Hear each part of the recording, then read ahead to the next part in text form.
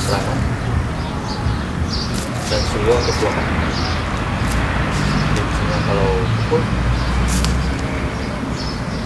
pukulan Suliwa untuk blok dan jurus untuk serang dengan serang lebih tenaga lebih kuat, dan Suliwa blok karena lebih seimbang, badan seperti seimbang.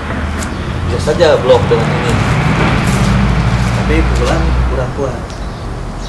Dan kalau misalnya bisa diambil juga, mungkin gampang ya, keseimbangan sulit. Nah, di sini gunanya Suliwa sama jurus untuk mengatur ini. Jadi lebih bagus kalau untuk awal, tapi kalau sudah kesananya tidak jadi masalah. Untuk awal, Suliwa untuk blok dan jurus untuk yang sekaris untuk pukul. Dan atau untuk kedua, karena dengan ini juga bisa.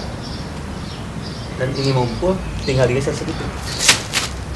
Digeser karena memang terus dulu dan papak lebih bagus.